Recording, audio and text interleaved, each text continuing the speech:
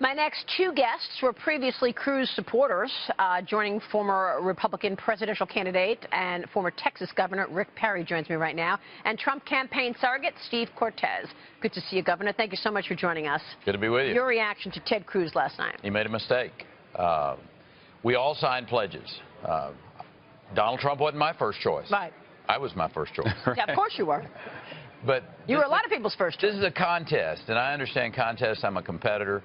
But at the end of the day, if you don't make it to the finals, then, you know, pull for your team. And so here's the simplicity of the way I put it. You're either for Donald Trump or for Hillary Clinton. And the ensuing Supreme Court justice that's going to be named next spring, I'm for Donald Trump because I know he's not going to put somebody like Ginsburg on the court. He's going to put he's told us who he's going to put on that court. Those 11 people that he named. Don Willett, one of them from Supreme Court in Texas. I mean, these are powerful individuals that will have 40 years of impact on America.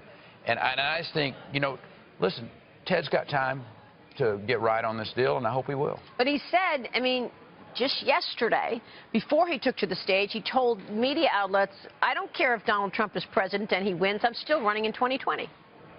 Did it hurt him?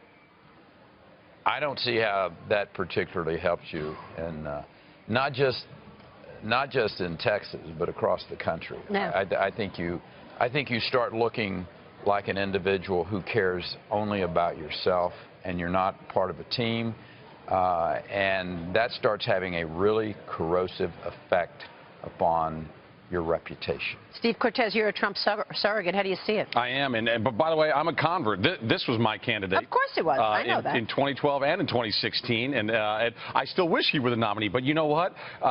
We can wish all we like. The point is, there's an election, and votes matter. And I completely concur with the governor that, look, we have to root on and support our team, and not just because we're supposed to, because it matters. The Constitution, in my opinion, is under assault right now. If we let Hillary Clinton appoint a few more Sotomayors to the Supreme Court, I think the Bill of Rights as we know it is finished. So even if you don't love Donald Trump, and by the way, I do, I've really come around. I speak with the zeal of a convert. Huh? I've come around completely, and I think he has a fabulous agenda for America. But even if you don't love him, if you're a conservative, and if you care about the Constitution, you can't act like Ted Cruz. You know, I've got 4 kids at home. He reminded me of a toddler holding his breath to try to prove a point. He is acting like a crybaby. Yeah. Be a man of your word. And by the way, and if you're not willing to be a man of your word, then don't show up. You don't show up to the wedding and say, you know, this couple, they don't really belong together. Wow. That's what he did last night. It's poor manners, it's poor politics. What, Ed Renzi?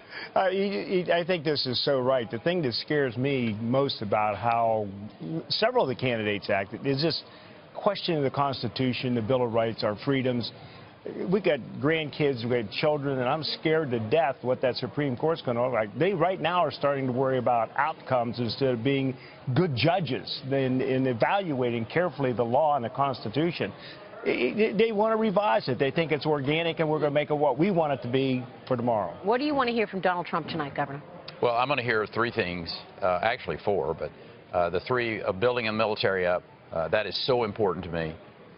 Having been the commander-in-chief of the Texas military forces for 14 years, you know, I went to Iraq, Afghanistan multiple times with them. I know what a fabulous group of men and women that we have, and we need to have the support for them from a monetary standpoint.